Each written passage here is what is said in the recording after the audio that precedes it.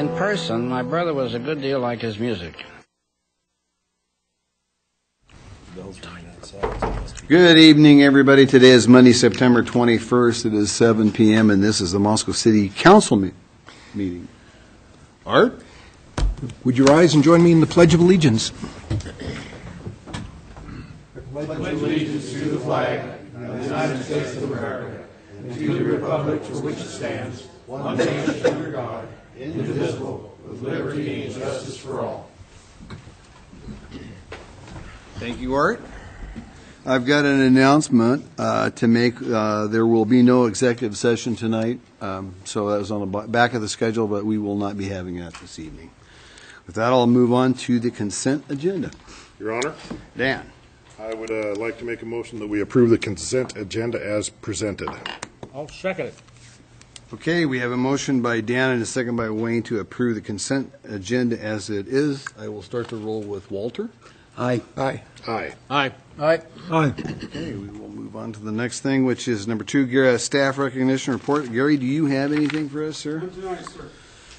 Okay, the next thing is mayor appointments, and I do not have any of those as well tonight. We're just rocking here. So now we will go to number 4, which is opening the session up for public comment. Public can speak before us as long as it's not something on this evening's agenda or in front of planning and zoning or the Board of Adjustments. If you do come to the podium, please state your name and where you live. Boy, folks, we're clipping right along here. We got this one, though, number 5, Fire Department report. Brian Nickerson. Chief, you have the podium, sir. Thank you, Mayor. You're welcome. Council members. Just wanted to highlight a few things that we've done, accomplished, and places we're going here in the future. A little data. This is part of the new records management system that we purchased at the beginning of the year. We're starting to get in tune with more graphs, charts, and all that rather than just numbers. But as you can see, so far to date, we've been on 1,457 calls for the year so far. That does not include some of the reports that are incomplete, so pretty much all the way up until August. You can see that 72% of our calls are rescue and emergency, basically EMS calls, automobile accidents, and medical calls. Those are broken down into the numbers. We've had 67 fires so far this year, and that includes wildland fires, smoke in the building from a cooking fire and so forth like that. Rescue and EMS, again, like I said a while ago, 1,056 calls, which is 72% of our calls is EMS or motor vehicle accidents, and on down the line. So pretty average year. We were a little busy in August compared to what I guess it was in the last year or two. So this is the interesting part. All the calls that we go on, we've had 717 of them simultaneously, which means that we dispatch to a call, and then we turn around and run another call 2 minutes, 3 minutes later while we're on another call. So almost basically 49.21% of the time, we're actually have dual calls going on at the same time, which is a pretty high number actually, especially with the way we function. So. But we always get everything covered, so and that's the main part. And we'll get to that here in a minute. By month, this new information gives us these graphs and charts. It just kind of gives trends and stuff, and over the next few years, we'll be able to see an actual trend. This is the first year that we're tracking a lot of this stuff this way. You can see that February is the slowest. I'm not for sure why, but August kind of picked up a little bit, wildland fires and so forth around. But overall, it's fairly consistent, above 150 calls a month. The busiest day of the week, again, it's kind of level all the way across. Sundays are the slowest. I don't know if it's because football's on or what, but during certain times of the year. But it's the slowest, but not by much. Now this is the other interesting one, is time of the day we get calls. You can see about 8 o'clock in the morning, it goes from about 50, right about there, on up, all the way, and then carries all the way through till basically 10 o'clock at night. So between 8 in the morning, 10 at night, we're the busiest. Slowest is 5 o'clock in the morning, 5 to 6.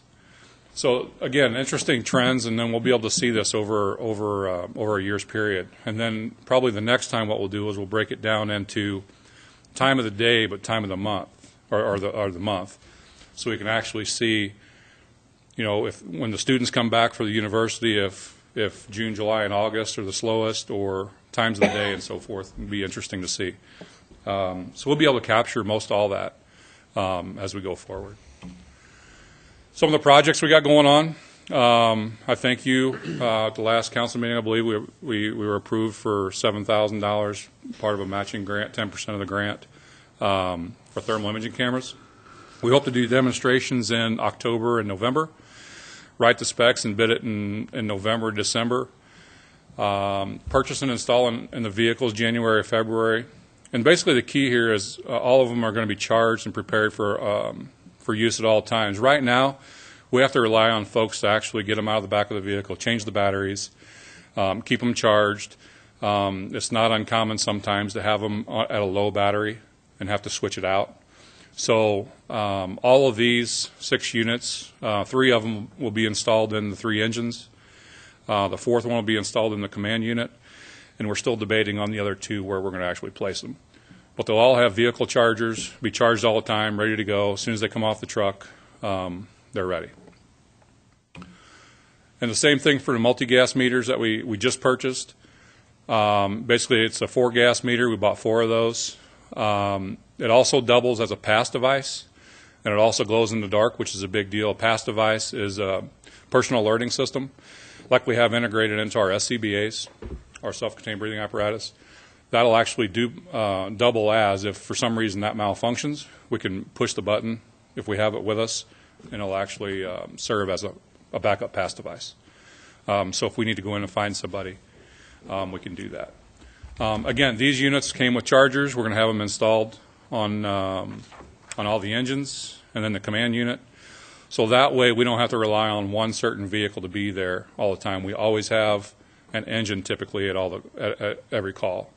And then the command unit could be tied up on another call. Really depends. So this will just create some flexibility that we have. And just so you're aware, we just got word Thursday, Friday. The rural fire district actually got a grant for $3,000 for radios that we wrote. So they'll be purchasing new radios. One of the projects coming up once the budget starts is mobile data terminals for the command vehicles at first, and then we'll actually expand it from them forward to the engines and the ambulances and so forth. The other big item for the budget for this year was populating the data in our records management system from Spillman. We hope to get that. I talked to Jesse today, and hopefully we're going to get that going after October 1. Get all the bugs and kinks worked out by the first of the year and actually do live data come January 1. That's going to save about 50%, if not more, of data entry time. Just because of the data that they already capture, right now we actually have to print it off, look at it, and then go back into a different system and manually enter it all in. All the calls, all the trucks, all the people. So a lot of that data will automatically be populated. We just need to go in and verify some of the information, finish a narrative, and then close it out. So really it's going to save a lot of time. Our resident program is thriving like you wouldn't believe. We've had, I just got back from a graduation in Spokane where 2 of our folks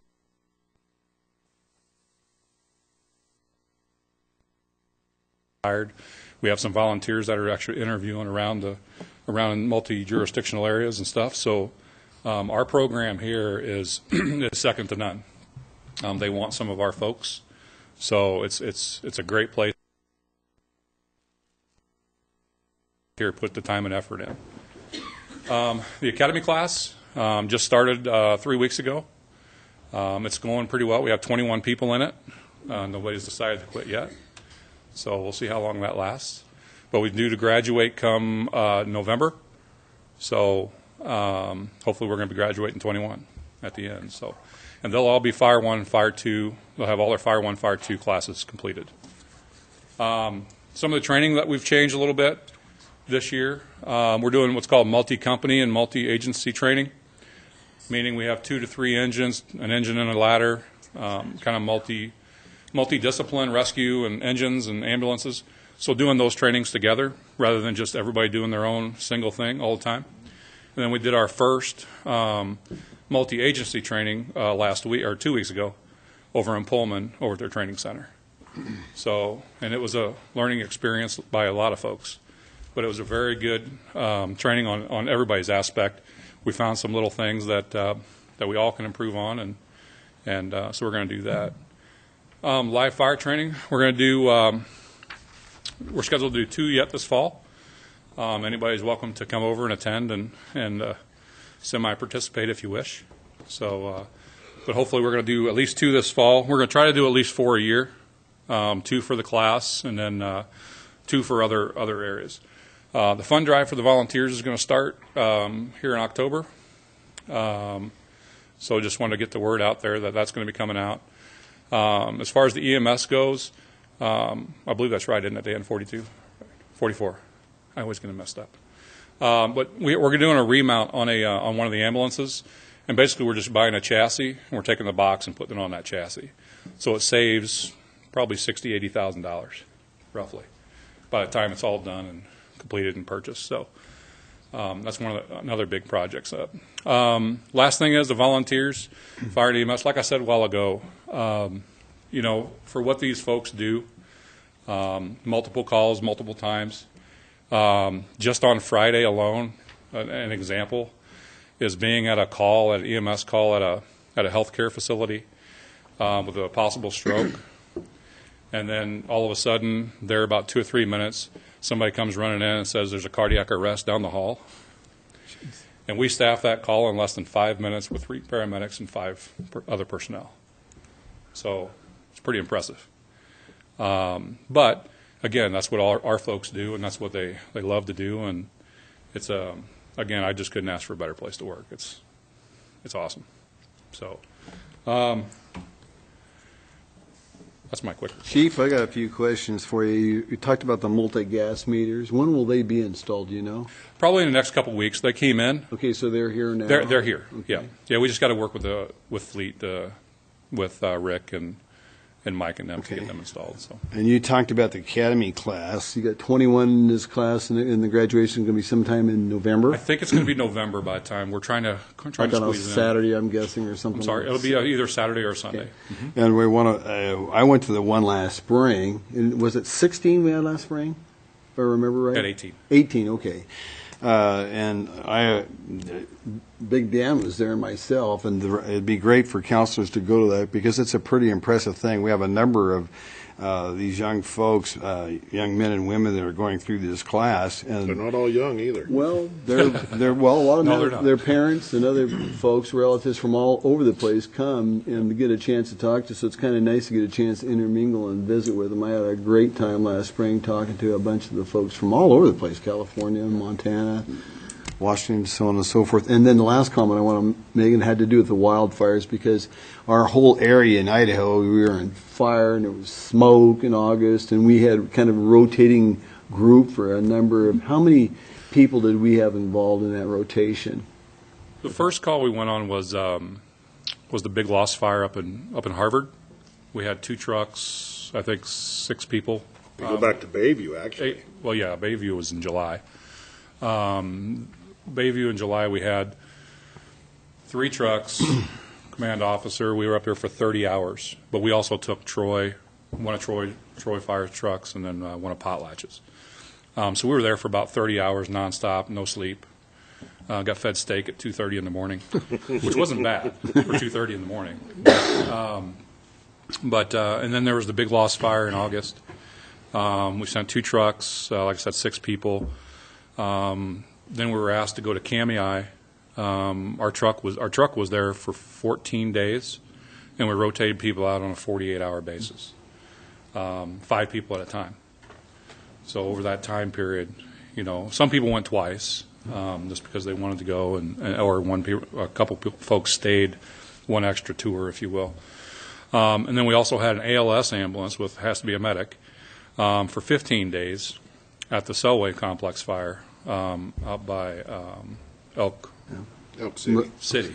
Yeah, Elk City. So, but everybody's back and good. So now we're working on the reimbursement component of the project. Well, the reason I brought that up too is that was such a issue for all of us here in Idaho, and that's a big deal, and that's a good part of collaboration, working with other departments throughout the state, helping, because you never know when we may be in need of some help sometime, and that's to me as a mayor, it's a big deal for us, and I think and all those guys, the folks that were involved with that, I certainly appreciate it. Council, have questions for the chief? Art? I do. Other than expressing appreciation for the department, and especially the volunteers who staff it, they save us all a lot of grief in this town. Really appreciate it. But here's a question based on my curiosity and ignorance, but what is a good intent call? Good intent? Could be a multitude of things. It could be a false alarm, just your smoke detector in your battery. I mean, something as simple as that. I can provide you a laundry list of things that. No, just kind of like the big. But it's really nothing that amounts to anything. Really, it's the intent of the call was I need something, and really I really don't. No. Okay. I mean, really, it sounds simple, but I think there's 6 or 7 drop downs under there that fall within a good intent. And the same thing with service calls. It's kind of the same thing. It's just where it falls within good intent or service call.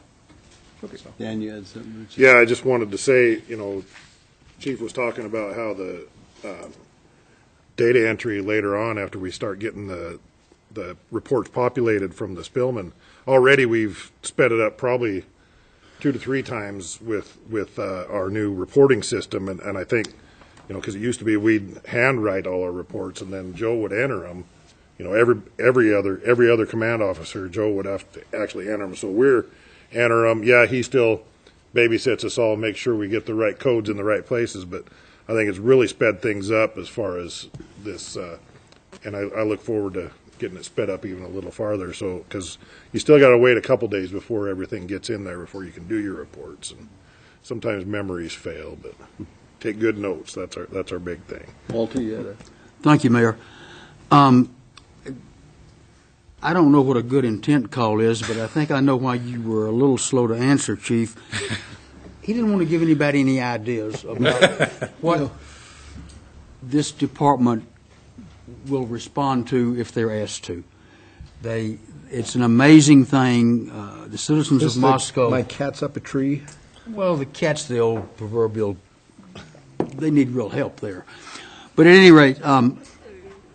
the citizens of Moscow and the surrounding rural area close to Moscow needs to, I think they do, but they need to understand there are 90 to 110 volunteers involved in the Moscow Volunteer Fire Department, ambulance company, and with overlapping to the Moscow Rural Fire Department. The number of bodies that this department and equipment this department can turn out when they're really needed is just amazing. And I'm not just saying that bodies are worth everything in the world. These people know what they're doing. There were a couple of calls over the weekend, just for examples. There was what was originally reported, correct me when I go wrong, as a 50 by 100 ditch grass fire out on the Troy Highway that turned into multiple acres. Ended up with 20 of your volunteers. 5 or 6 brush attack water trucks, 2 command, 3 trucks from Troy, getting after that fire while that, if you all remember the wind this weekend, they were trying to not only catch it before it got away, but also keep it from doing anything where it had already been. So they really turned out for it.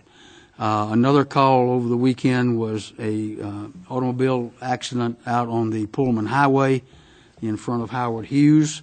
It started off as a 2-vehicle accident. It was then reported as possibly 6 patients.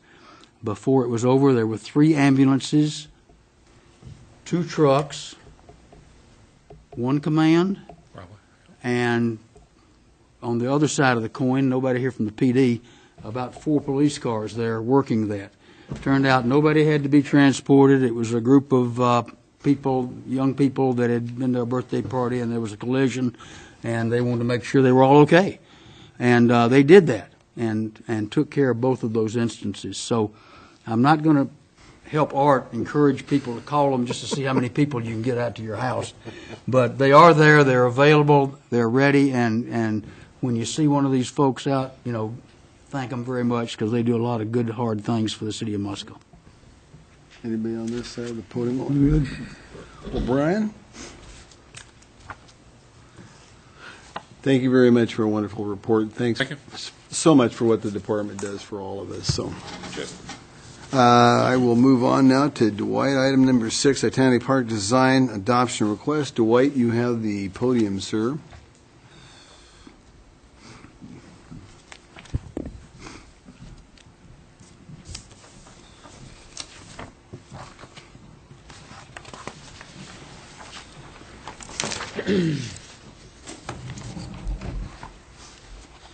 Oh, good evening. By the way, just as a side note, I was in that traffic jam and watched almost that entire scene when they were putting Yesterday? that out. Yes, that was pretty impressive. Makes me want to be a fireman. It was pretty cool. But anyway, that aside, tonight I'm here to introduce 2 proposals, one for Atani Park design and another one for the Indian Hills Park designs.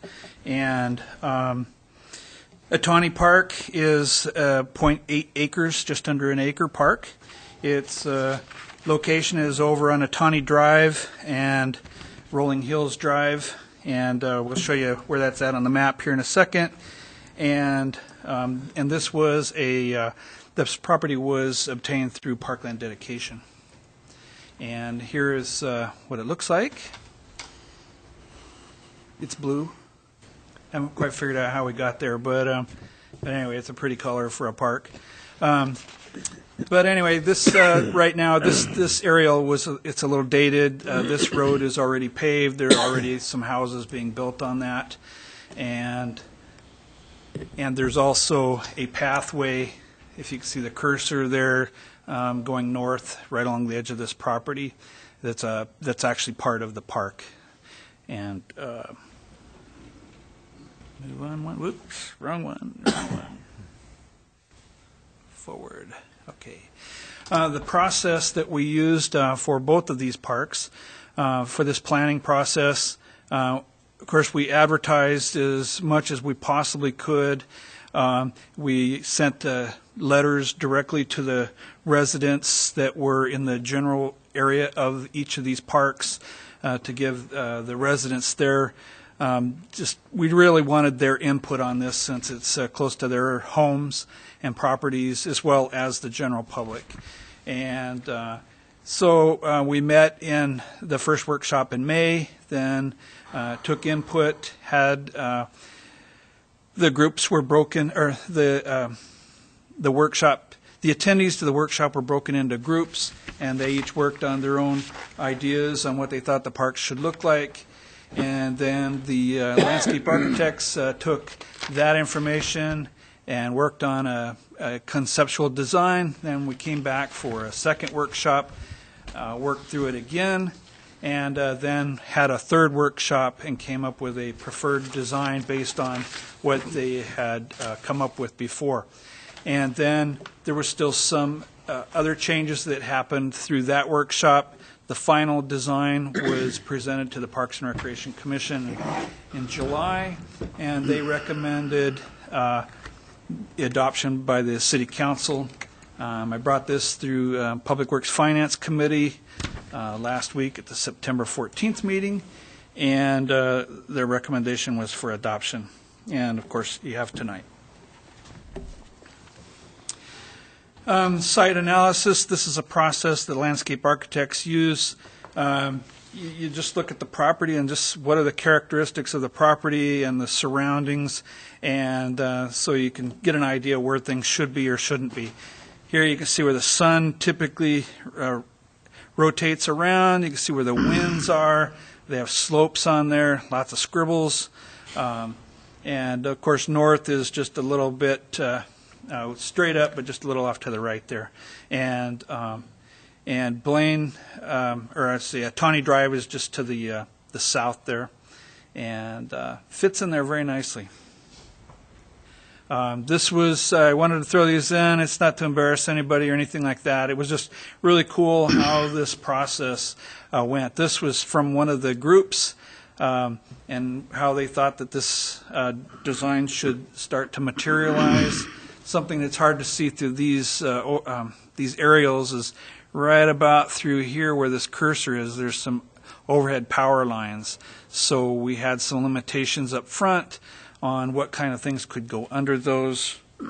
And here was another group's design and the third group's design. And out of that, this was the preferred design based on what the architects thought could be used. And that's bringing in the limitations of the site and the topography. And as you can see, we've got playground areas, and you've got a restroom and a pavilion area. You've got a little bit of a walking path going around through the west, some field area, and it's a gentle slope, but enough kind of a taut area for a sledding hill in the wintertime.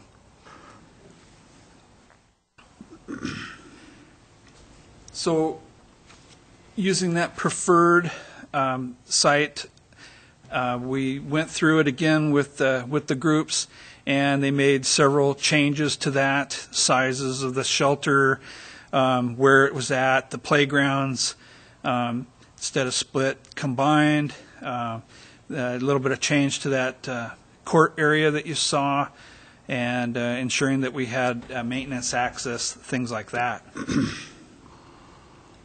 Then came up with this design, and this is still preliminary. And so the groups reviewed this and had a few more changes to go through after this. And you can see this one, they added in a half-court basketball.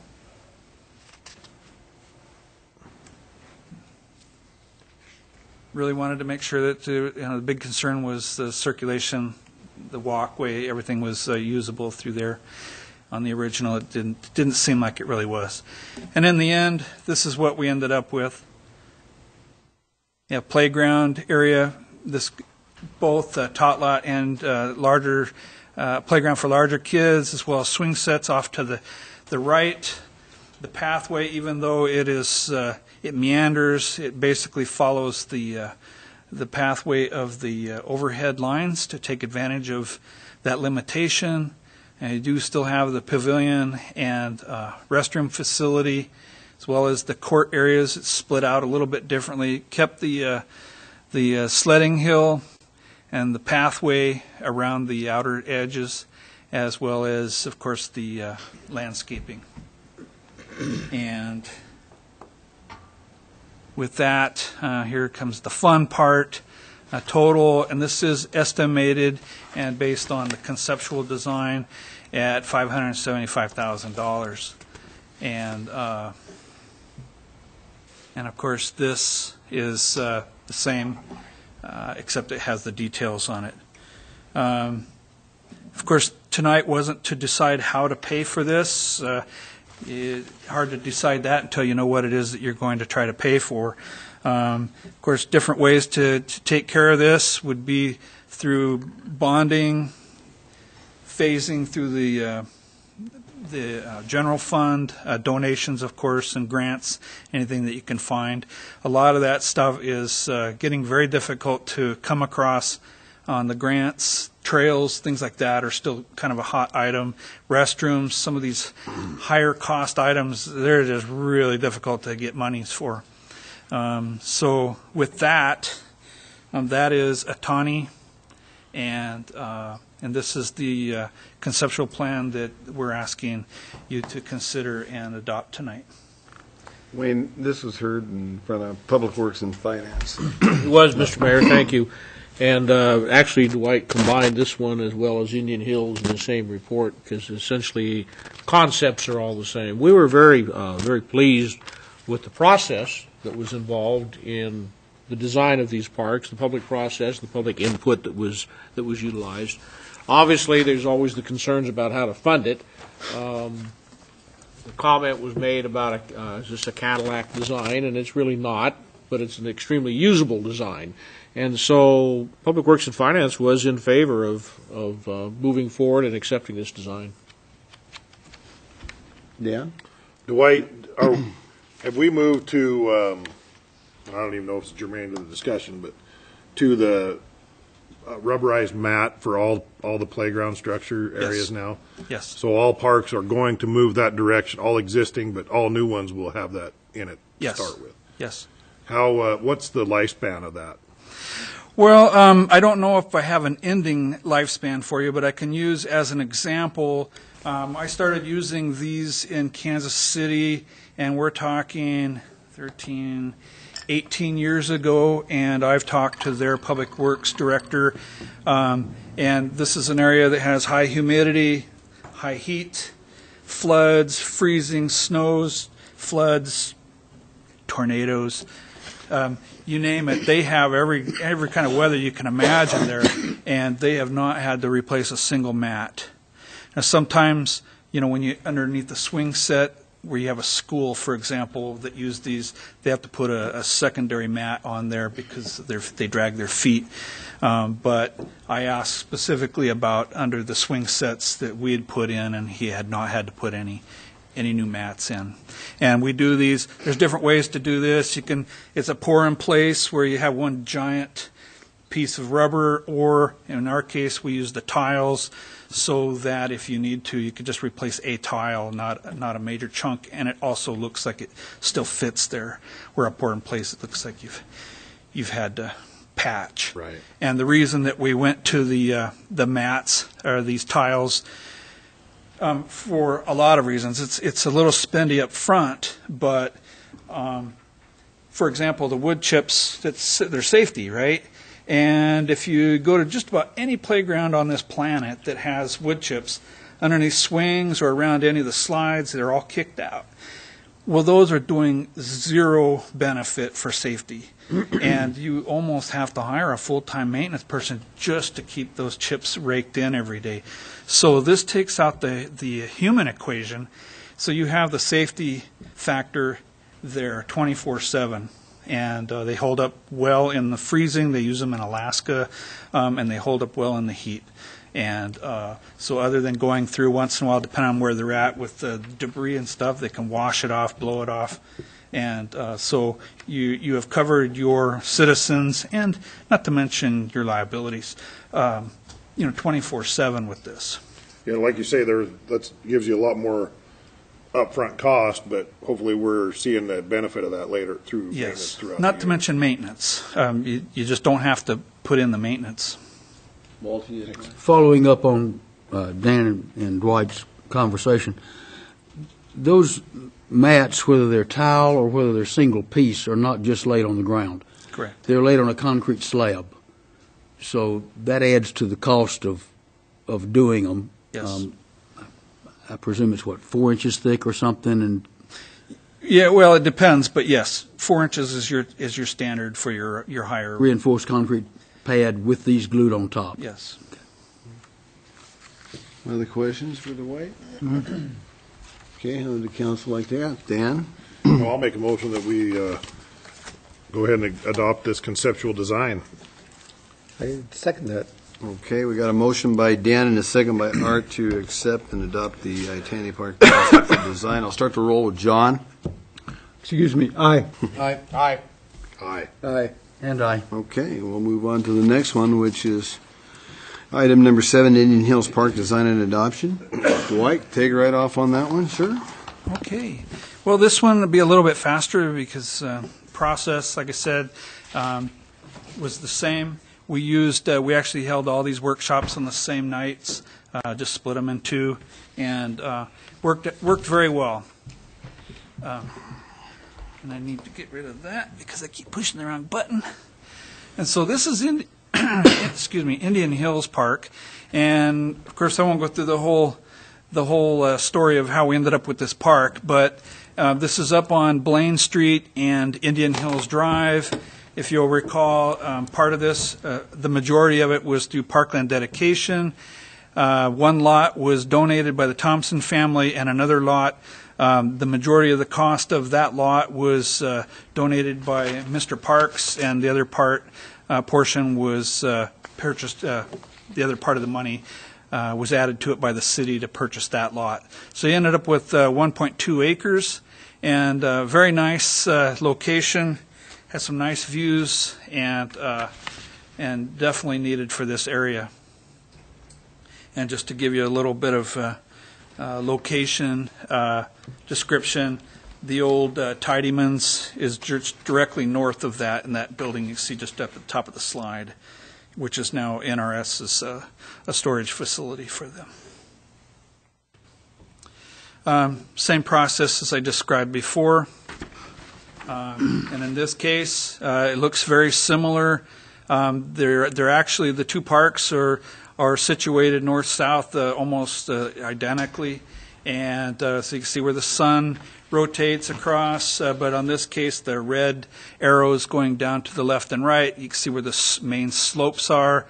The dark red along the far left and bottom left are, that's where the steeper areas are. And of course, the top area toward the north is it's kind of like a ridge. The more flatter area of the entire park is all up there. So you'll see through the designs that that's where the majority of the main facilities would be. And just like the other group, broke it down, groups working their own design ideas. This is the first one. The second one.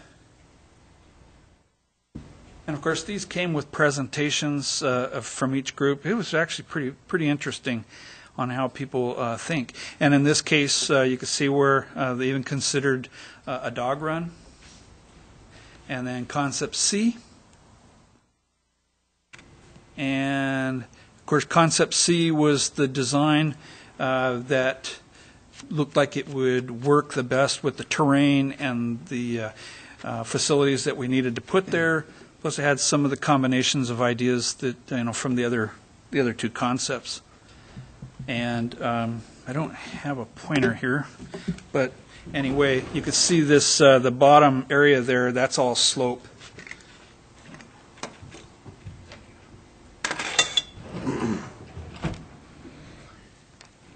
This area through here is all sloped downward toward Indian Hills Drive. So after the group met on their second workshop, they described the different things that they wanted to see changed. And I won't go through all of those for you, but change some of the main things was to change the areas where the playgrounds are. We had them split, and you could see on the left and right side, you can see playground here, divided by the pavilion and restroom facility. They had chairs or benches and things out through here. The idea was that a parent could watch either direction, but the groups decided in the end that if you were one parent, it would be a whole lot easier to watch if you had 2 kids or 3 kids if they were all in one area. So through that, we ended up with the preferred preliminary concept idea where they combined the 2 playgrounds, but they still had the swing set over on the eastern side, and so it still had the same issue. But we added in, you could see some walking or some seating areas to take advantage of the view shed. Here you've got natural grasses, native grasses, things like that. This is the main entry area, the signage, and a lot of floral type things. I believe this was an area where they were possibly some art, public art. Originally, one of the entry areas was going to be right here in the northwest corner, but it's steep enough that it would require stairs, and decided to go, at least at this point, to two main entrances, both on the bottom. These pathways are planned at grades so that they would be ADA accessible and meet any issues with that. So, but this was preliminary. Went back through, made a few changes, combined the swing sets to the area, added some benches, and widened the walkway, and looked into, I can't read that, incorporate seat benches with the monument sign. So in the end, this was the final preferred design. You see the entire play area was moved over to the western side, still kept the pavilion and restroom facilities, still have this seating, but now parents can watch their children all from one area. And that seating area that they were talking about down by the sign was down there. And the art, I think this was actually the art piece right here. And but this added, by moving this stuff over, they actually had a little bit of a flat area that, with grass up there where you could actually have a little bit of fun without rolling down the hill. And of course, all these designs kept a buffer toward the northern side and western or eastern side, which is where dwellings would be. And this was the design that everybody seemed to like, and that was recommended to the city, or to the Parks and Rec Commission, and which recommended adoption by the City Council. And of course, the fun part of this one was the probable cost on this conceptual was $646, almost $647,000. And of course, we added in your packets the details of the amenities that go with that. And with that, we were requesting adoption of this design by the City Council.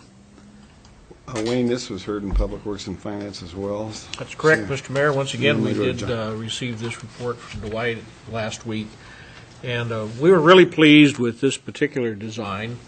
Especially glad that both playgrounds ended up over on the same side and together, so all line of sight is good. It's a great design, I think, and here again, the process that was involved, the discussions. I don't know if you had to do any negotiating when you were doing it, but everything came together, and I think this park will be a great asset for that neighborhood. So I'm going to make a motion that we adopt the Indian Hills Park conceptual design. Second. Okay, Wayne's made a motion to adopt it. Jim has made a second on it. John had something he wanted to ask. Well, I'm going to ask John first. I seen his hand. John. Yeah, you've got 3 trees that separate the play fields, and you've got the swings up on the top.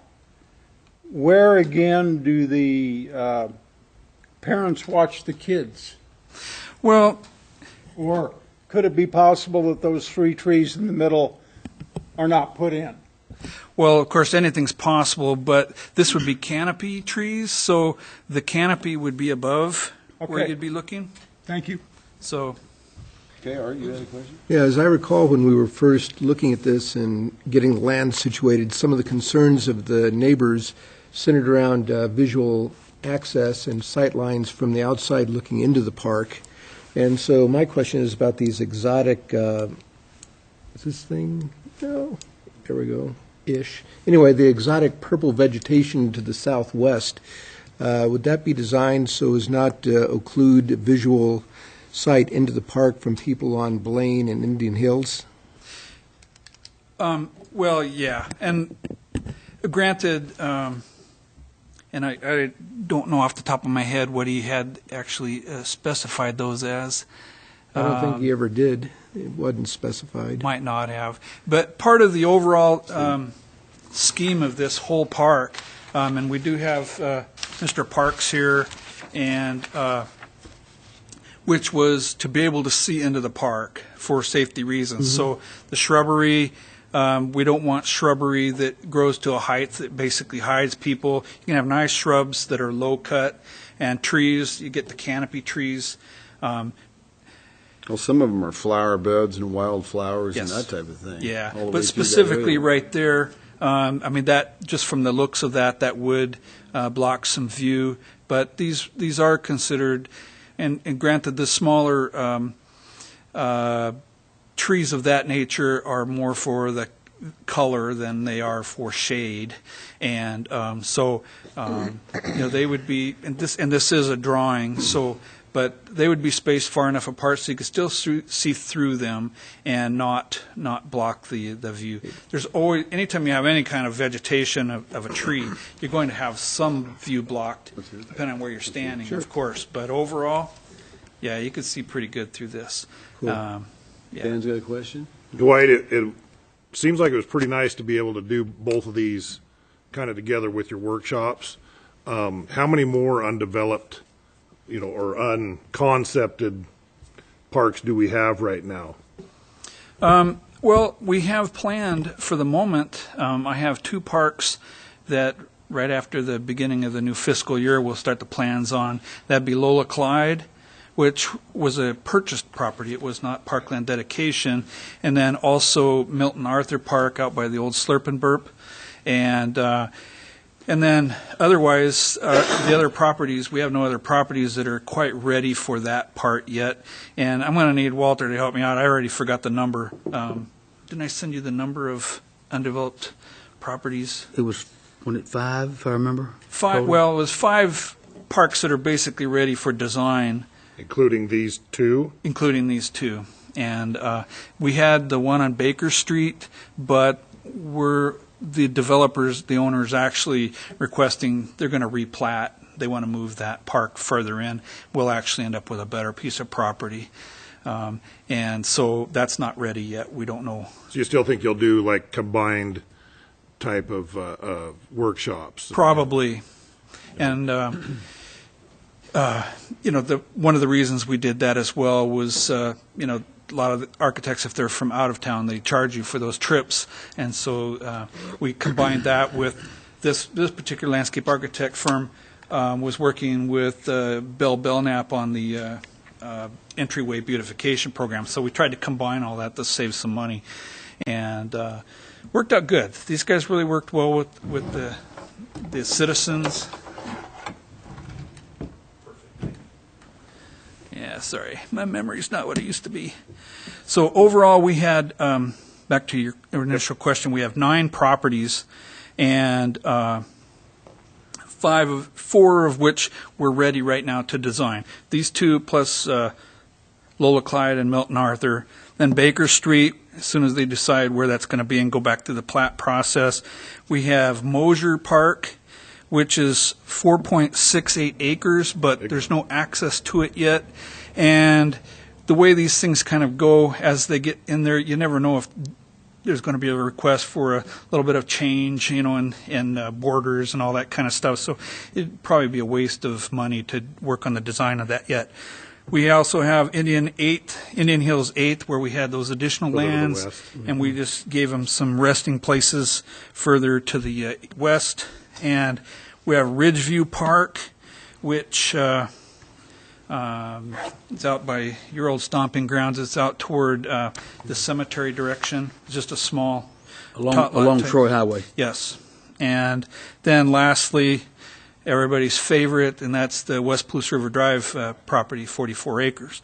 And of course, we don't have a design other than what we had for the ball fields, but we are already using that for the cyclocross course.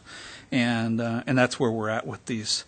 So as soon as we get some of the definities nailed down on what's going to happen with these properties, then we'll go forward with those designs. Good. Thanks. Okay, well, we've got a motion by Wayne and a second by Jim to adopt the Indian Hills Park. You got something else you want to talk about? If I may, after the vote, I have a comment regarding the parks, if I might. Okay. All right, well, we'll start the vote with you, Walter. Aye. Aye. Aye. Aye. Aye. Aye. Okay, we will move forward with that. Now, Walter, you had a comment? Thank you, sir. the elephant in the room, Dwight's already mentioned, and I know this is not before us tonight, that is the almost choke the elephant price of developing these parks. We've got these two. He's fixing to do two more. He's got a list that goes on out to a total of 9 properties. We are blessed with park land, but not blessed with park development. And we need to, Mayor and Council and Gary and Dwight need to be thinking about the future and how are we going to get this done. If we try to do these, one at a time, I don't know who in this room will live long enough to see them all. There's got to be a way, and I don't particularly have it, Gary. Possibly a bond issue to be discussed somewhere down the road. Another idea that I had at the Public Works Committee the other day just popped in my head would be if the city could find its way clear to put $100,000 or $125,000, $150,000 a year aside, dedicated in a box for parkland development. In a matter of 10 years, you could do at least these 2 parks. So just some thoughts. I do understand from Dwight that on the Indian Hill 6th property that we do have some citizen interest in some amount of money to help get some type of play structure or some usefulness in it in the immediate, or if not immediate, very near future.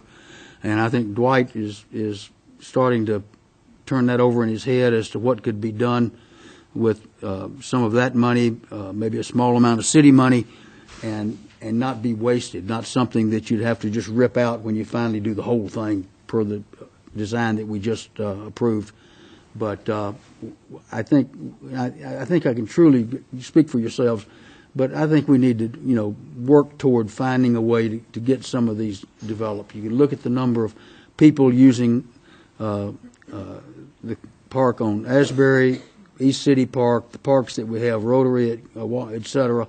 So they are used. We just need to figure out a way to get them built, and the problem with that is figuring out how to get them funded. Well, everybody sitting up here likes the idea of parks, and it's wonderful, and just like you said, it's always a money issue, and it's like chipping away at an iceberg with an ice pick, and we've got to just keep clawing away and getting what we can get done as we go along, too, just like the Optimus Park that we opened this summer, which turned out to be a very nice park for that neighborhood down there. And we are going to continue working on that. So with your leadership in that way, you'll be bringing these things forward to us all the time. So thank you, sir. We're going to move on to item number 8, which is single stream recycling. Roll cart mitigation. Tim Davis, you have the podium, sir. I like both those parks. I like small personalities. Evening, Mayor, Council. I'm here to speak tonight about the single stream recycling roll carts and a staff mitigation proposal. The City of Moscow, in partnership with solid waste franchisee Latah Sanitation, Inc., is in the process of implementing the new single stream curbside recycling program. During this process, recycling carts were ordered and received in early August by LSI. Those roll carts did not meet the color specified by the city. The color of the roll carts ordered and received by LSI were similar in color to the roll carts currently being used for the recently implemented solid waste collection program. After considering its options, the city rejected the roll carts and requested that LSI reorder the correct colored roll carts that the city had originally specified. LSI's position is that the new roll carts would meet the criteria required for the new single-stream recycling program.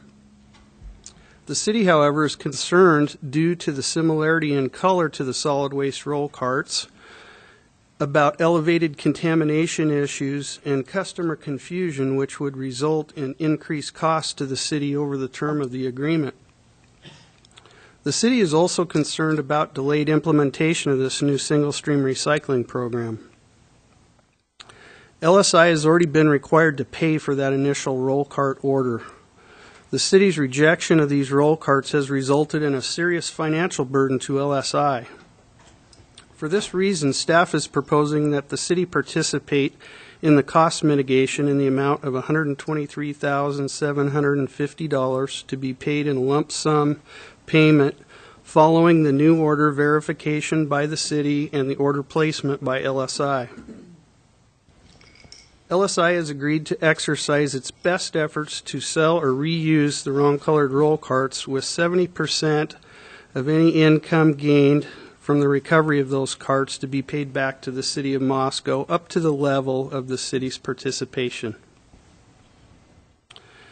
In order to assure the continuity of the new roll cart single-stream recycling program, the sanitation system, and attendant program, staff is also proposing that the current solid waste franchise agreement be extended from its current expiration date of September 30, 2023 to September 30, 2035.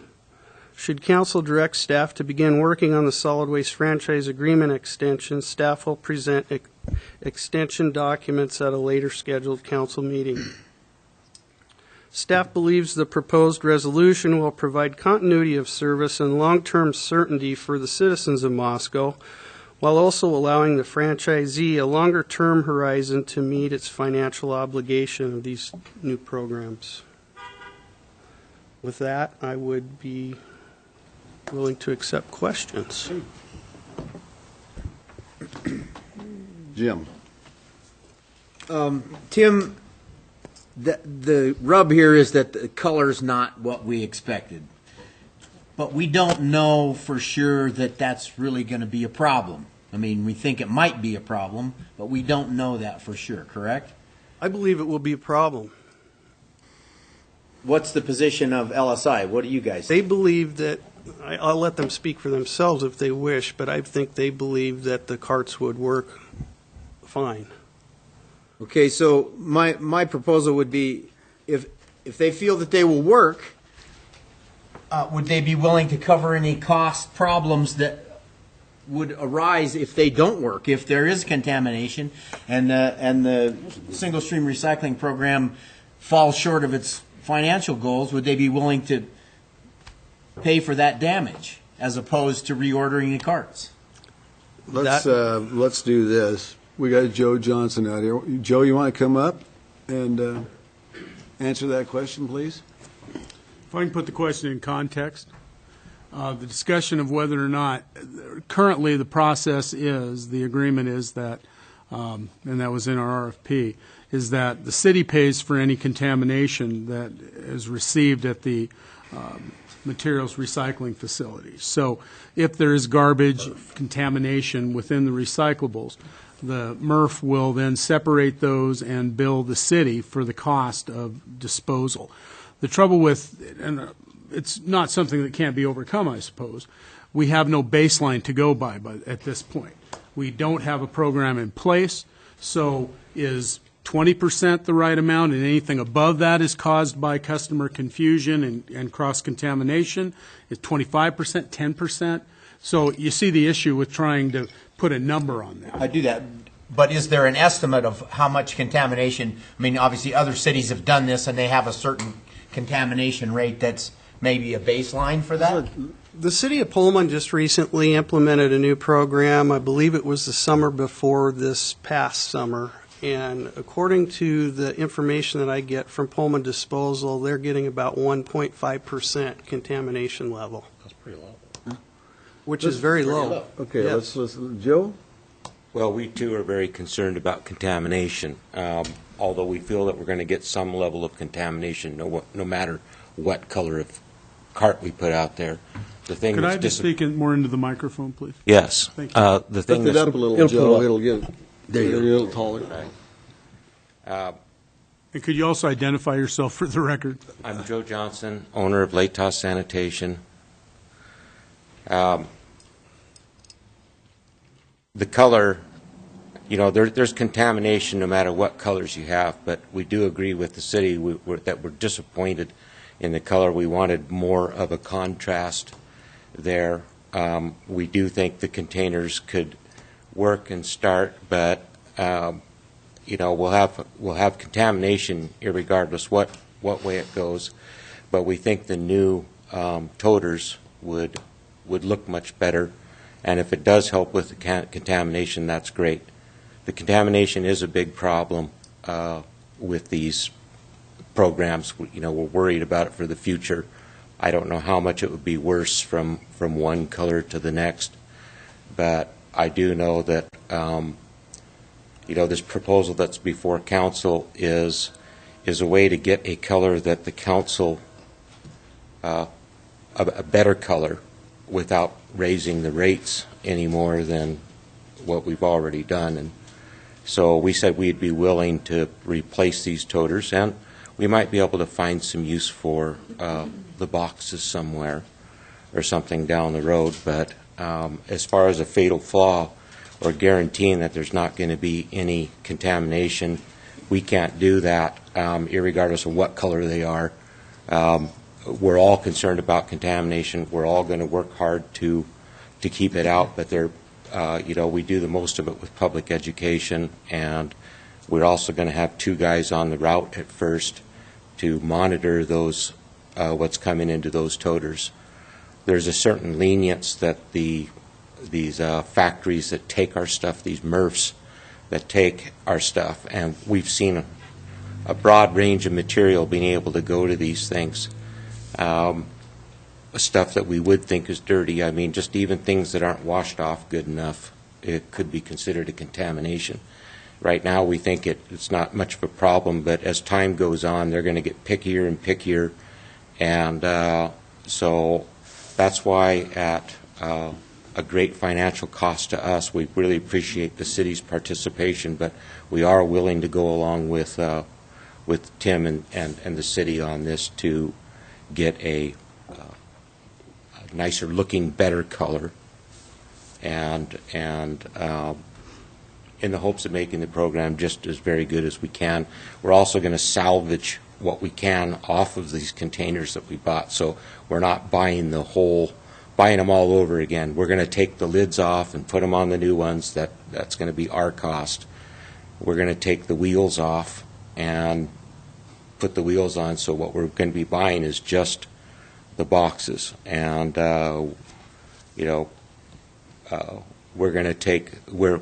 trying to do our part to get this problem taken care of. Thank you, Joe. Why don't you sit down over there by Don Palmer in case we have another question for you, sir? Hang on just a second, Jim. I want to ask Tim something, then we can go back to Joe. That's why I'm having him sit down there. You had mentioned that Pullman has got a 1.5% containment or contamination. Now, there's the question: do they have a complete different colored cart than their garbage cart? Yeah. And what color is that? They have a maroon single-stream cart and then typically a gray Garbage. solid waste Okay. cart. I just wanted to get that. Jim, you had another question you want to ask? I wanted to ask Joe if we were to just use what's there now, so none of this other rigmarole had to take place, would you be willing to cover any of the contamination over 5%? No, we wouldn't, because that's something that could happen at any time during the program. I mean, whether that color is that color or not. Yeah, I mean, because Joe, I need you to speak into the microphone. oh, sorry, these these MRFs and everything, they're changing their specs all the time. Right now it wouldn't be a problem, but down the road we don't know, and we don't know how much of effect these color totes are. Tim, we also suggested to Tim, let's try it with what we've got and just get the program going and see what happens. But after analyzing that, we thought, geez, it could end up being a lot more expensive than this if we implemented it and then it wasn't working and we had to go gather them all up and the confusion to the public. And so we agreed to take a hit on this and go along with the city on their choice of the colors. The contamination issue, we're just not sure about. We've seen programs go both ways. We've seen really contaminated and really clean. One of the things, too, about City of Moscow is that our volume is so small that we've got to have pretty good stuff, or we may not be able to get it to the single stream recyclers at some day, and I don't want this to be an issue down the road. If we have contamination and it's worse than normal, then everybody will be blaming us for using the wrong colored carts. So after we just had all this stuff, we said we're going to do our very best to keep the contamination, make sure we've got some place to take this to, and are willing to, I think it may be best to just get the right color, or a color that is more contrast. Walter's got a question. Thank you, Joe. Is Thank this you, for Mayor. Joe, Then, or is this for somebody else? For Joe, Okay. if I may. Sir. The position paper that Tim just read to us, which is in our packet, makes the statement that LSI's position is the new roll carts would meet the criteria required for the new single-stream recycling program. Yeah. Did you just now say, after consideration, you do not believe that to be the case? Well, that's a good question, but these toters here are, it was, they're, to explain what happened is that these are our toters, and we had just asked the city to help us pick the color out. Okay, as far as all of the specifications that are given in our specifications for purchasing the toters have been met. They were this size, they had these kind of lids, we put these kind of wheels on, all of that, everything was perfect on the specifications. The thing that was not perfect was the shade of green. We've got a lighter shade of green than what we'd like that is pretty darn close To the gray. We think it's distinguishable, but after further discussions and talking to other people, we think that getting the right color would be good. So it's kind of one of these areas where we've met the specifications, but a mix-up was made on as to the shade of green. When it got here, it was surprising to everyone. I could That answers add, your question. Your Honor, the specs, the RFP and the specs indicate that the city has the discretion to choose the color of the cart. Yes. So just to mix up on the wrong color was ordered. That's And the these bottom things line. happen from time to time. It's just we're all human beings. We all make mistakes from time to time, and that's that. And how can we mitigate it and work through the issue? That's what we're talking about tonight. Wayne, you had a... Joe, you made a comment that LSI would, you'd just buy the boxes and you'd remove the lids and remove the wheels. But part of the discussion here is that LSI would agree to exercise their best efforts to reuse the wrong color carts, and that 70% of the cost recovery gained from those resales or value would be paid to the city. It would seem to me pulling the lids and the wheels off them would almost negate the resale value of the carts. Well, it does save some money, and there is some value there, and that's the way that we could get this down to the lowest cost that we possibly could. Follow-up question. Okay, go ahead, Wayne. So then, the figure that we're looking at is $123,750.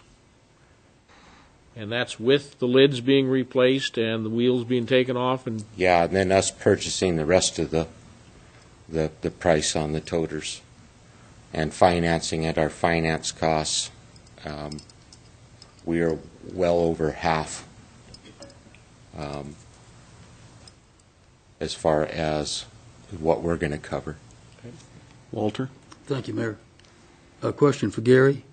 My understanding, I'm following up on Wayne's question, my understanding was the 123,750 was 50% of the purchase cost of 100% new carts, wheels and lids. It was actually based on one half of the verified costs of the carts that were of the wrong color as delivered. So is Wayne's question not pertinent? Well, I think it's germane. Better word. Yeah, I think it's germane to the question, and that is if the carts that were delivered, if they will be cannibalized, so to speak, for the lids and the wheels, does that reduce the salvage or resale value to the point where that 70% return really doesn't mean a lot unless there is a market for just the barrels themselves? So I think that's a pertinent question. And, Mr. Mayor? Go ahead, continue. And LSI's cost to buy just the box is reduced by the value of the lids and the wheels. I would presume. I don't know. I didn't price them. I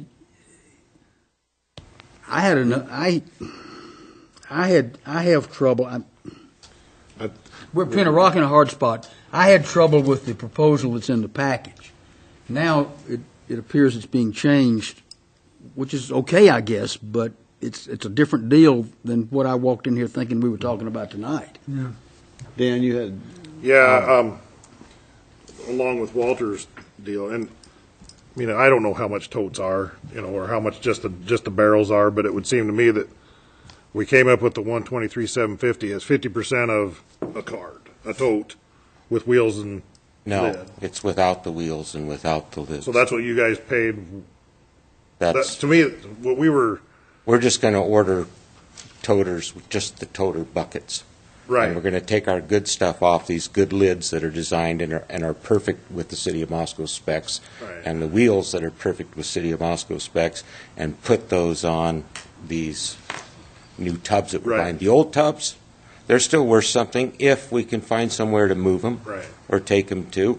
We might be able to find another contract to do. Now, if we did, then we'd have to buy wheels and lids for them. So we put the wheels and lids on, and then we pay the City of Moscow back if we find a place to use them. But what I'm getting at is, we came up with that 123,750 as basically it was half of what you paid for these first ones. Right? Was? So it would seem to me that Something's not adding up right. Agreed. So I mean, I'd like to see. the order is well, there's a lot of other costs than just besides purchasing. There's the finance costs and so forth and all this. I know we're way below that.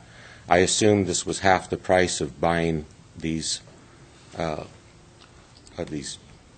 I think what everybody's looking for is what was the total original cost? Black and white. Was it 200,000? Was it 225,000? Was it 250,000? Isn't that what the council's asking for right here? If I may. Yes. Tim actually met with LSI's representatives and verified the costs of the carts as delivered with lids and wheels. Correct, Tim? Correct. What's that cost? Step up to the microphone, please. And that half of that cost is 123,750. Correct? Correct. Okay.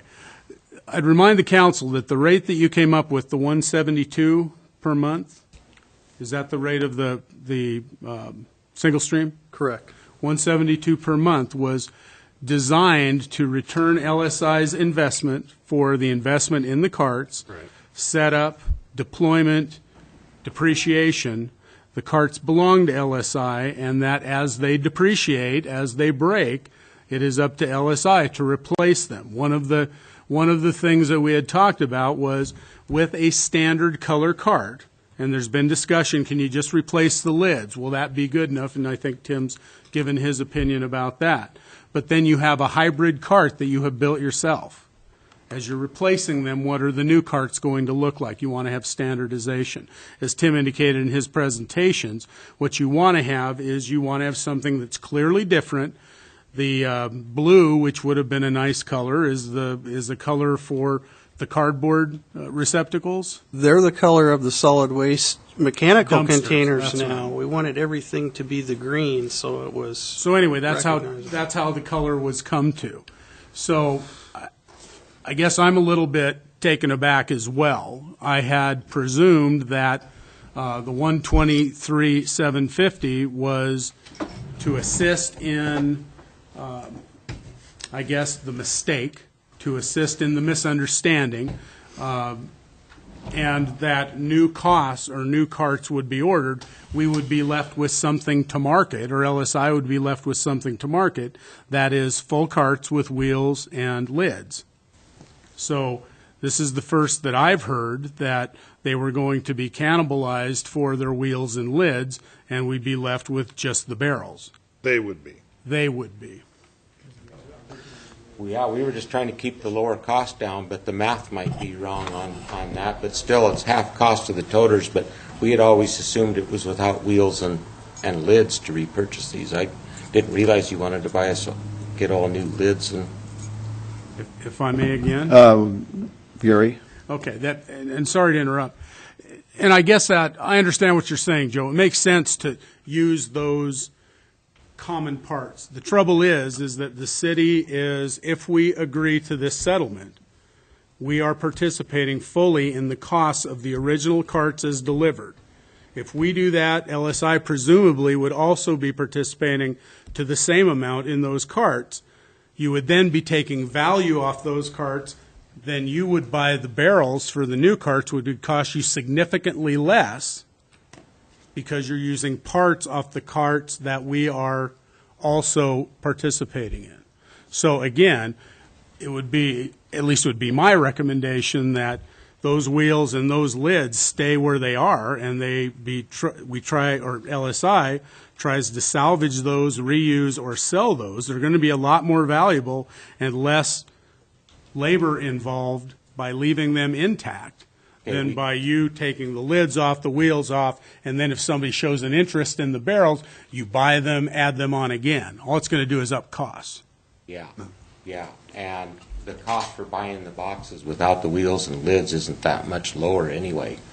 But if you want to do that, we would do that, and it would lower the cost of this thing that's on the table right now.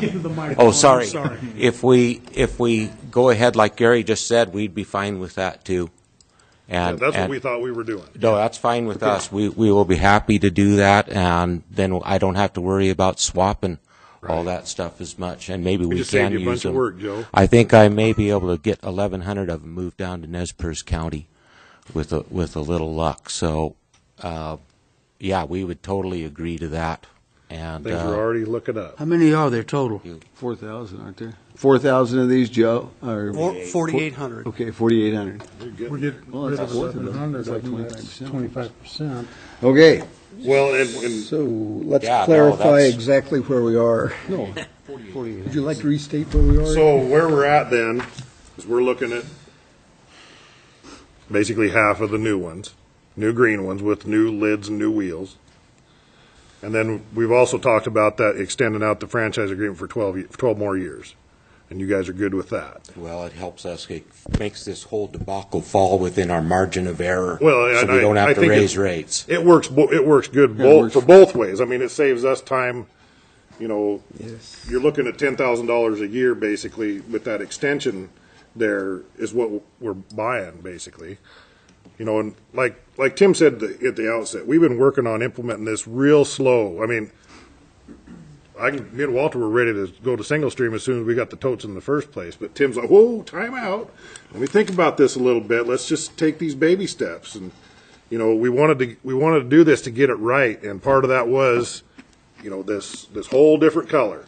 And that, you know, when they first came in, you know, I could see Tim's disappointment. And, so, you know, he did a lot of research over this time. So we just wanted to make sure that we got this all right, and we're pushing this all out, and it's all going to work.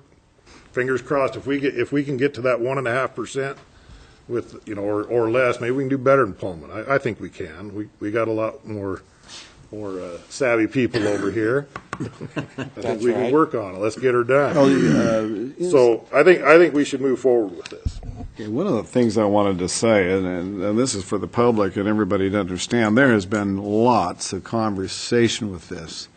This how many, last month, 3 weeks, 4 weeks that we've been talking about this. So there's been lots of conversation between both parties, and it seems to me like we're moving forward with a pretty amenable solution to me, and I'm happy to hear that you may have 1,100 of these things sold. That would be terrific. That would be a great start for things. So, Art? Well, I just wanted to say that appreciate everybody working here to find a common solution that will work for everybody, because this program has got to get off the ground and get off the ground right and not mess up right out the gate. And especially with the multifamily units coming on board with recycling for the first time ever, I think it's really critical that we get this right. And that means getting these colors right and getting the program to work right from the outset. So if I understand right, what we have here before us is actually what we're going to be considering. And Don Palmer's waving his hand at me. Wayne? Well, I have to ask this question one more time. It hasn't been asked tonight, but you're absolutely positive, Joe, Tim, that there is absolutely nothing that can be done with these carts that were ordered that can make them usable for what we want them to do, with a reasonable expectation that there won't be cross-contamination above and beyond the amount expected. Joe? Nothing whatsoever. The real point is that they are so similar in color to the solid waste roll carts that we just implemented 2 summers ago, that my belief is that we will have elevated contamination. And we're not only paying $75 a ton to the MRF to have this stuff separated, but any contamination within that, the city gets charged back $120 a ton for that material. Excuse me. Tim, I understand all of that. That's been explained. That does not answer my question. My question just deserves a simple yes or no. Is there anything that can be done with the carts that were ordered that would make them usable, where we could have a reasonable expectation not to have more than 1.5% contamination? In my opinion, no. Joe? I'm not sure about that, for sure. But they're similar enough that maybe there's more problems. I don't know how much more. I certainly know that the contrast in color would certainly look a lot nicer. It would, if you make things easier for people, and that way you usually end out with a better program if there's less confusion. So I don't know how much contamination. I am worried, though, if we start the program and then there's contamination, then it'll be blamed on the cart color, and then to have to go swap them out and redo all. I'd rather just take my hit now and get the color that the city prefers. I know everybody's looked at those toters on the council. I know everybody's looked at it. I've tried to make the pitch to let's just go with what we've got, and we've discussed that in full, and I'm willing to do it if that's what you say. But I do agree with the city's position that the program would probably work better with a more contrasting color on there. Thank you, Joe. Gary, you... Mayor Honor, and as indicated that the amount that the city would participate in this would be taken from accumulation. It would not affect the 172 rate that the council authorized in the fee resolution. I would also note that the fire code regulations, the International Fire Code, prohibit these carts, 65-gallon or above 35-gallon totes, to be put in a garage, in a building. So they need to be kept outside, as one of the cross-contamination issues are, as they're outside, though it may be in the dark, you need a pretty seriously contrasting color, as Tim's told you on several occasions, so that you try to keep that cross-contamination to a minimum. Now, realistically, people will put the carts where they think they want to put the carts, but the rules are that they will not have them inside. So again, one of the reasons, and I think all of the cities that Tim has polled in researching this all have very clear, distinctive carts. I mean, City of Pullman has gray and maroon to match the Cougar colors. We didn't look at silver and gold here in Moscow, but you know, you're talking a blue, you're talking a red, a gray and a red. You've got bright yellow. There's a reason for that, and we just want to make sure that we keep that cross-contamination to a minimum. Okay. Walter. Following up on Gary's last 2 words, or 3, 4 words, Tim, would you complete your remarks a while ago regarding the cost of cross-contamination? I want people who are wondering why we're doing this to understand at least one of the reasons has to do with the cost to the city and subsequently the customers of cross-contaminated product. Yes. Once it's run through the MRF and separated, like MRF being where they hand sort the stuff we give them in a bale. Some of let me get you to do this.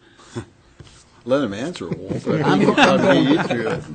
It's my question, I think I. Yeah, but he's got the answer.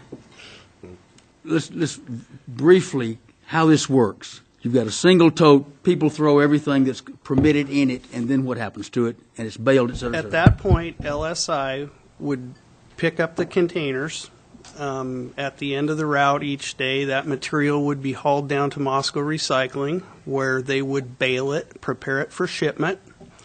It then gets shipped to a MRF, presumably in Seattle.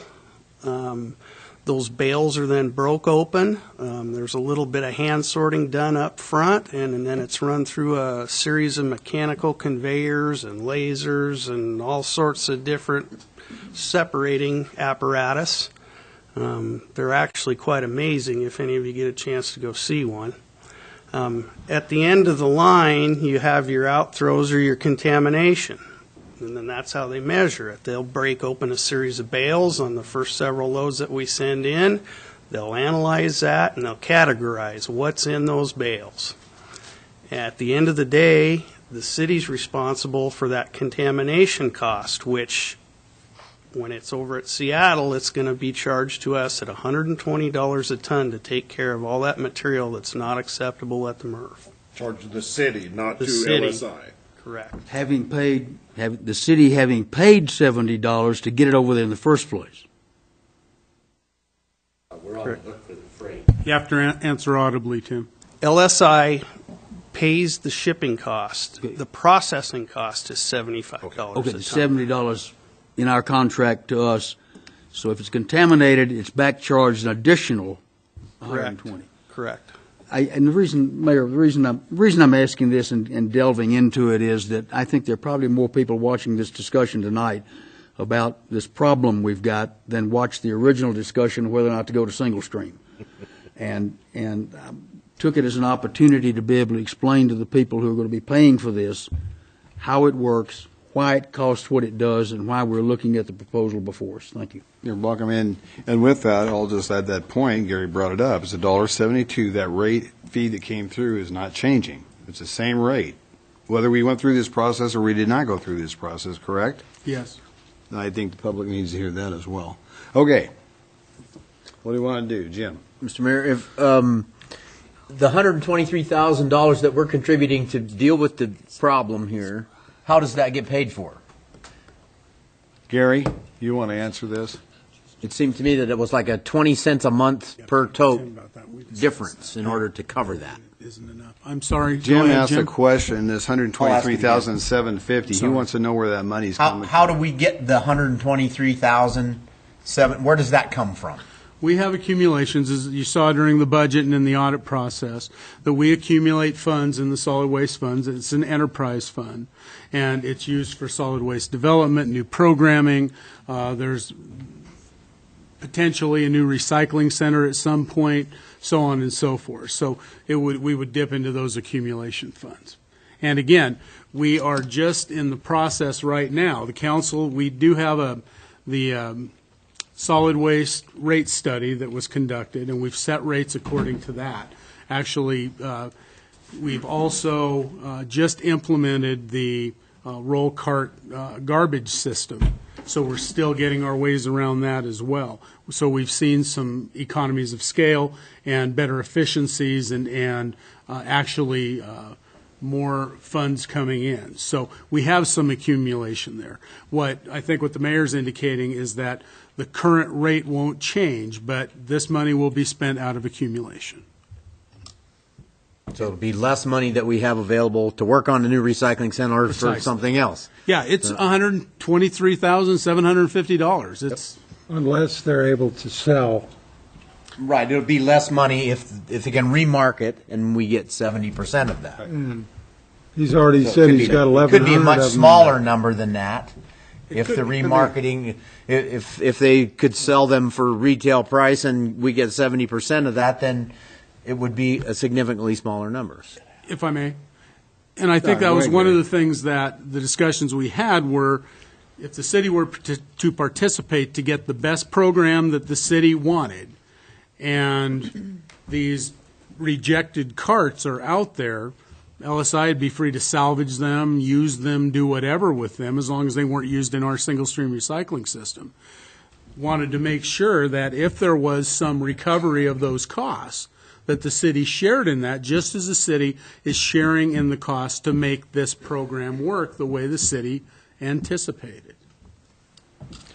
Okay. Where are we going? Art. Well, I would approve the cost mitigation proposal and prepare the necessary documents to extend the current solid waste franchise agreement from September 30, 2023 to September 2035. And I will second that.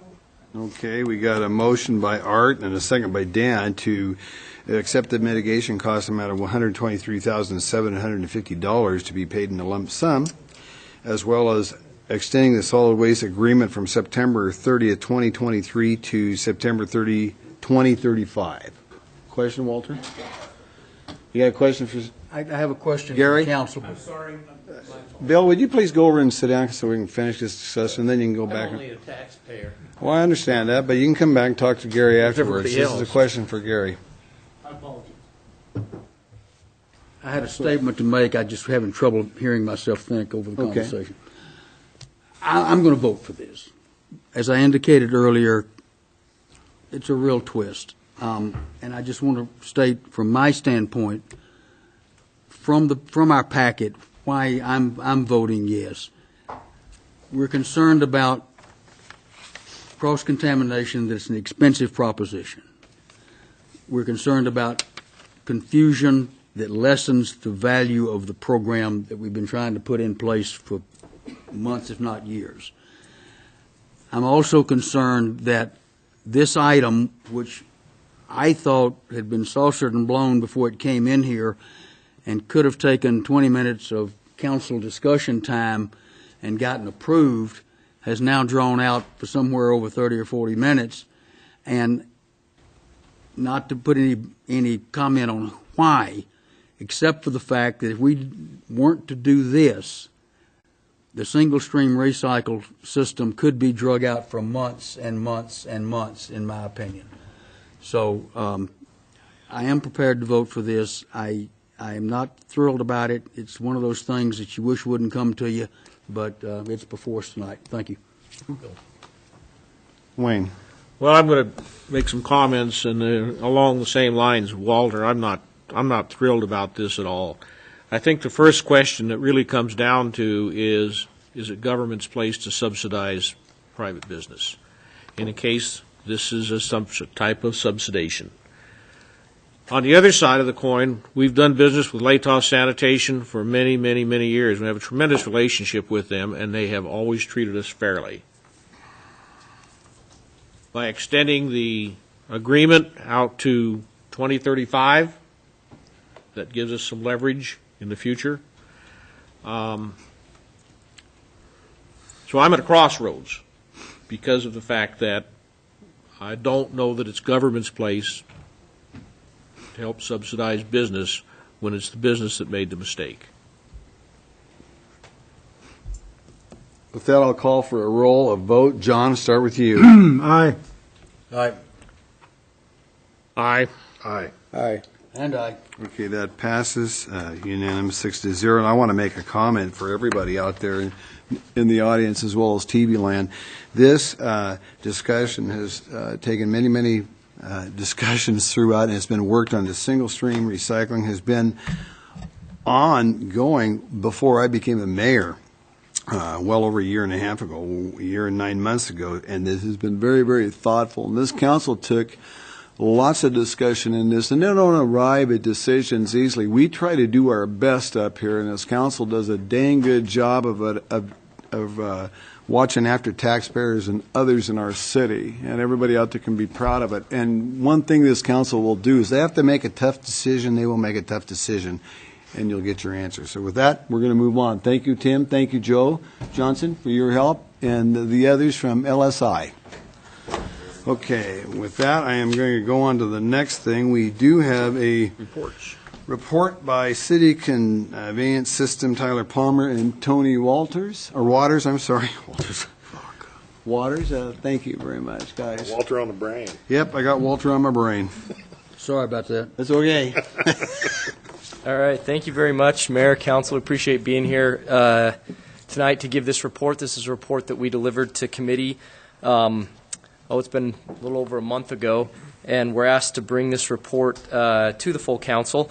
What we're here for tonight is to discuss our conveyance system, which is something that we don't think about a lot, but it's really massively important for our city as we think about the systems that we have in place that as a community we've all built. You know, we've funded as a community these systems that allow us to live in close proximity to each other. Our water system, our transportation street system, our conveyance system. It's something that we all own together, and it works so well that we don't think about it a lot. And that's what we want to talk about tonight is just think about it for a minute and provide you with some background on the City of Moscow's conveyance system. It's something that we're proud of, the fact that people can just use the system without thinking about it because it just works. And so we're going to talk a little bit today about why that happens and what it is that makes that work and the staff that works on that. And really appreciate you gentlemen taking the time to hear the presentation. We've got a pretty large conveyance system. Our collection system collects the sanitary sewer from all over town and conveys it to the wastewater treatment plant. When you think about the plumbing in your house, you know, you have smaller pipes going to bigger pipes going to bigger pipes. Well, then it goes out to bigger pipes and then really bigger pipes. And it's the job of Tony, who's here with us tonight, who's the supervisor of our conveyance department, and his staff to make sure that continually happens and that it happens efficiently. Tony's worked in this past year on a really impressive system for our conveyance cleaning. You know, the real key to having an effective conveyance system is having a very consistent cleaning system. It's pretty impressive when you talk to someone like Tony. He's been with the city for 25 years working on our conveyance system. And the intimate knowledge that he has of our system is so impressive. One of the big reasons that it runs as well as it runs is I can ask Tony about a specific line in a system with dozens and dozens and dozens of miles of line. I can ask about a specific manhole, and he can tell you about it. He can tell you the history of it. He can tell you, what rotation it's on. Hey, that's on our monthlies. We've got to hit that every month. That's every 6 months. We've got to hit that every 3 years. And so Tony, using that knowledge, put this map together that you can see here, and these are drainage areas of the city. And we use, Tony will talk about some of the equipment that we use to operate this program, but the goal is to pull all of these areas down and ultimately pull them toward the treatment plant. And so as our operators go out, they track where they've been, what they've done, what areas they've completed, and then we're able to keep a good history on what we encounter in different areas of the system and assure that we maintain it effectively. And really that happens with a lot of hard work. Tony's got a pretty small department. He's got 3 employees in himself, and those 4 guys make sure that entire system operates. And so I'm going to turn the time over to Tony now and just let him talk to you gents about what he's done for the last 25 years out here. Mayor, Councilman, how you doing? Welcome, Tony. Like Tyler said, I've been there with the department for 25 years. There's 4 of us total in the department. We've got about 50 years of experience between the 4 of us, and it keeps us busy. It's changed a lot in 25 years since I first started here. It's changed a lot. It's just a completely different, whole different job. But is it ready to go, Tyler?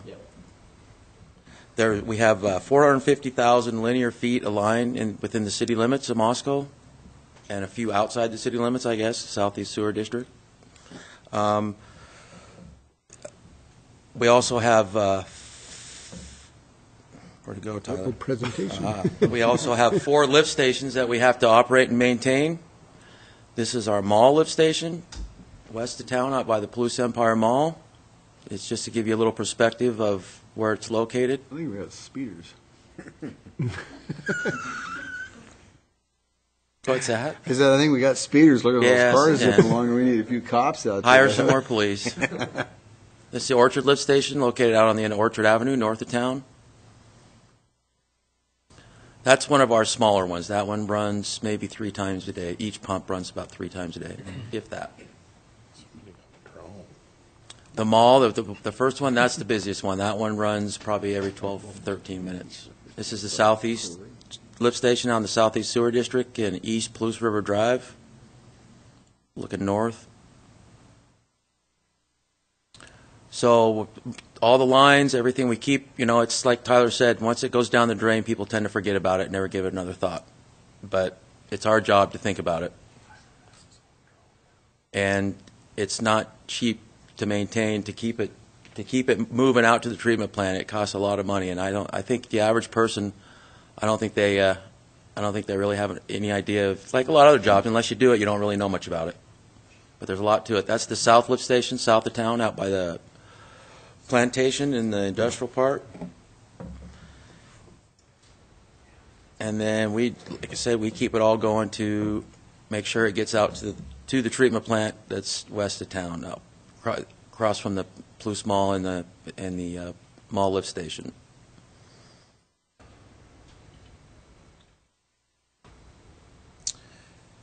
Some of the activities and the jobs, the things we do to keep the flow going out to the treatment plant, as Tyler mentioned, is the flow map, the drainage areas that we try to do a 4 to 5 year cleaning cycle on the whole system. And I think that's probably stretching it, because one of my employees, he's probably the best I've seen since I've been here as far as keeping the truck out and cleaning. He takes pride in it. I mean, he keeps it going. He keeps this program going. If it wasn't for Rick, I don't know. It probably wouldn't. We wouldn't get the 4 to 5 year turnover. And then this is just kind of breaking it down smaller section of town, and the red dots just indicate where the drainage area ties into a bigger line or another drainage area, and then it gets even smaller, just a neighborhood or a subdivision. And then some of the tools that we use. If you don't mind. Go ahead. The black circles are manholes. Yes. And some of the equipment we use, this is our hydro cleaner, this truck that he uses to clean the lines, keep everything moving. And I know with 4 of us, we can't get to everything all the time, and sometimes they have the tendency to back up. And I know Councilman Carskellen has experienced that before. We've talked to him in the middle of the night before, a time or two. That's our hydro cleaner to keep stuff moving, and this is an example of some of the tools we use. This is a root cutter. Rooter. So we hook the hose to the other end of it, and the hydraulic pressure from the water turns the blade, and then it also pulls itself up the line, and we come up against roots or other stuff, and the saw cuts it. This is an example this is a rare example, but this is, usually it's spinning, but we had to do this one backwards because the root ball was so big. Wow. And so long we couldn't cut through it. We had to go through it all the way, put the saw on, pull it back, and then pull the root ball out. This is not common. This was, And that weighed 80 pounds when we got it out of there wet. When it dried, it weighed about 7 pounds. But it was still the same size. How big a pipe you working in there, Tony? That's 18-inch. Holy crap. There it goes. There it goes.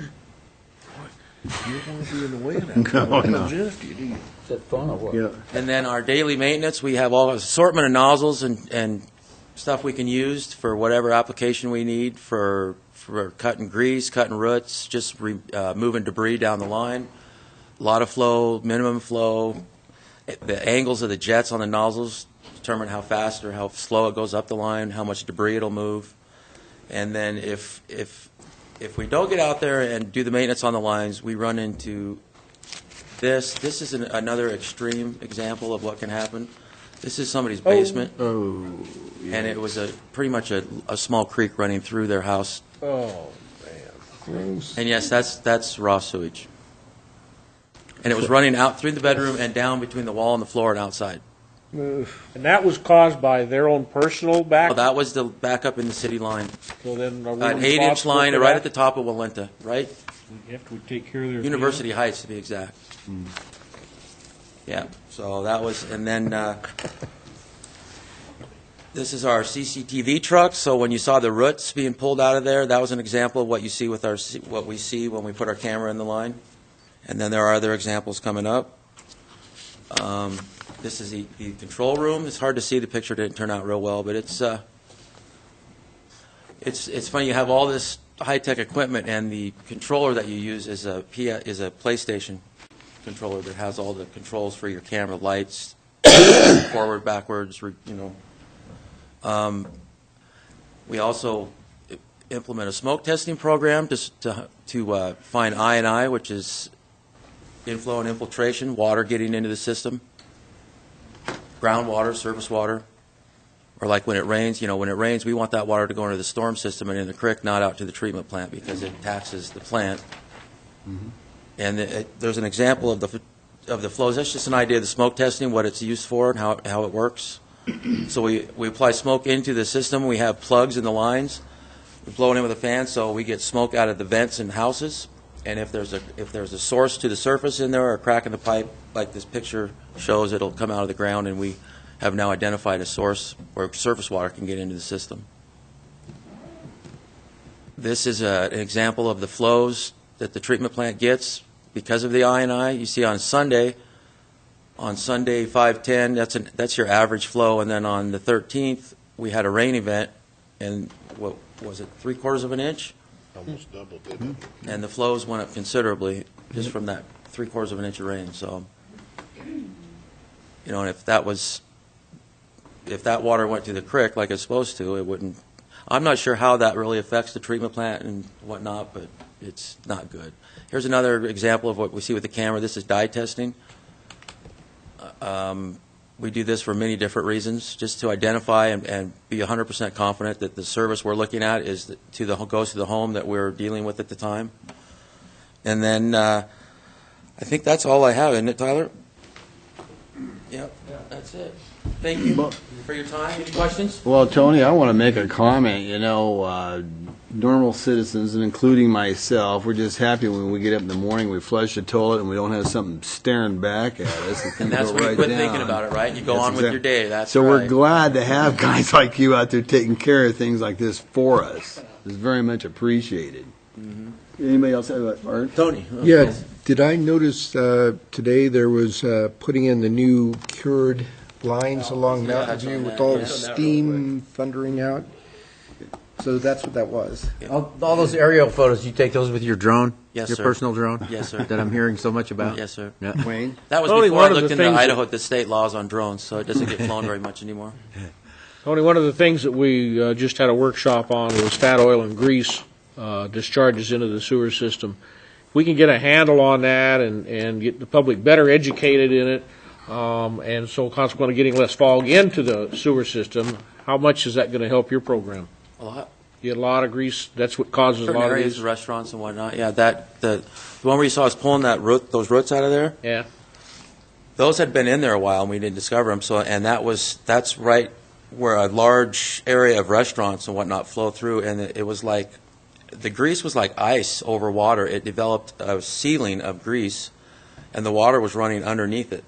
So when we finally discovered that and broke it all loose and cleaned it, they Todd at the treatment plant, they filled a dumpster with that grease that we sent them. Wow. Wow. So yeah, it's a considerable problem. And you guys just deal with sanitary, not the storm? Correct. That's the street department that does the storm. Yep. All right. Thank you. Thank you, Tony. Thanks, Tony.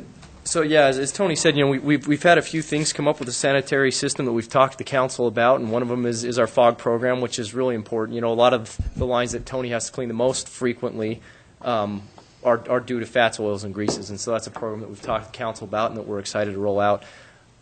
Something that was mentioned was our lining project. Some of the things we really appreciate. You guys saw the equipment in the presentation. Our lining project, the council's been very supportive of our efforts to keep our system maintained. And so we have good equipment. And that good equipment is what allows us to keep it on the road and to keep it and keep the lines clean, keep them inspected. This is another example. This year we did our first pipe lining project. Many of you have probably seen them out and about around town for the past about week and a half. Yeah. This is a really interesting process where with certain pipe conditions we can go in and they'll with pressurized air they'll inflate what comes out almost as a sock that's impregnated with an epoxy and use steam, and then it cures in place and becomes structural. So it's as strong or stronger than the pipe that it replaces. And so the old pipe, be it clay or old concrete, can just erode off the side of this new pipe. And it's a very cost-effective way when you think about the alternative being digging up the pipe and excavating. It's a very cost alternative, a very good cost savings when we can do that project.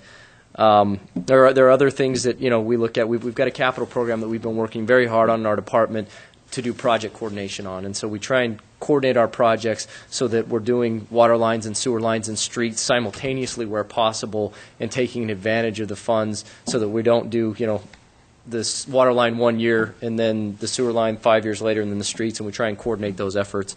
So there are a lot of things that we've really been working on, but the real emphasis of all of this is that none of it happens without Tony and his staff. That's the guys that where the rubber meets the road make the city work, and we appreciate you guys taking the time to hear a little bit about the system. Yeah, and Tony, pass our condolences on to those folks that work underneath you instead of doing that, because we do appreciate it. It's a big deal for all of us. Thank you, Tyler. Thank you. Okay, with that, we're going to go on to other reports. We'll start with the Administrative Committee. Dan? We had nothing. Okay. Yeah, we packed it. And I have no other reports other than, I guess if somebody else, we started talking about the fat oil and grease workshop we had, was it last week? Last Friday. And, we're learning all kinds of fun stuff about the things that go down the drains. Okay. Art? I have nothing. Walter? A couple of things, Mayor. On September the 14th, after the Public Works Finance Committee meeting last Monday, I attended the Volunteer Fire Department Board meeting at Fire Station 1, being the liaison from this council to the fire department. Pretty much regular business there. They were getting through their board meeting so they could take their pictures down by the fire trucks in anticipation of the booklets that's going to be coming out for the volunteer contribution drive that the chief mentioned earlier tonight. On September the 17th, I attended the Palouse Basin Aquifer Committee. There were 3 items, I think, that are of interest. One is we are just about ready to sign a contract between PBAC and an selected engineering firm for a $150,000 effort to pull together the known data between Moscow, Pullman, and other agencies on water supply alternatives, things other than the groundwater that we rely upon right now. We'll get that pulled together and then turn around and do some analysis of it to see if we can figure out what direction might be best to go to look for alternative water supplies. Secondly, the other thing was that we've had an employee working for PBAC on a part-time basis, cataloging and putting on spreadsheets the wells that we can identify located in both the basin and the area immediately around the basin, and so we're up somewhere in the neighborhood of 5,000 or 6,000 wells. This includes the 6-inch well in your grandmother's backyard out on the mountain, or includes the city's wells, Pullman's wells, WSU's, Colfax, on and on. We thought we were almost done until we found a research professor who had a record of 1,788 wells that we didn't think we knew about. So we're adding those, and we'll get that up. We think by October 1, all those will be in the database. The intent is to end up tying this with GIS and with mapping, so that where we do have well logs, which are records of what they encountered as they drilled the hole in the ground and where they found it, we can click on a map and have that well log come up. The value of that is that if you can find similarities in areas between the different well logs where the different types of soil and rock, etc., lie, you might be able to have a better chance of figuring out where and how and what this water does that lies beneath us. The last thing was the Water Summit, the 11th annual, is occurring on October the 1st at 4:30 p.m. to 8:30 p.m. at SEL's Conference Center in Pullman. So I wanted to make sure that we get as much information out about that as possible. Encourage you all to come. I have commented over the years that too often it's the usual suspects. So we would encourage citizens to come and listen and learn a little bit about the water that we so much rely upon, that I think we're all well aware that there are limitations to it. We just don't know what they are. But Mr. Kimmel, Mr. Kimberly, and prizes. Pardon? And there's door prizes. Have put this together for 11 years. It works well, and Art's going to tell you about the door prizes. Oh, you can win a low-flow toilet. You can win $1,000 worth of Wisescape yard work, including design. And you have three hours of design or something like that. Yeah, so it's quite a good deal to have. If you don't want the Wisescape yourself, if you live in an apartment, donate it to somebody else.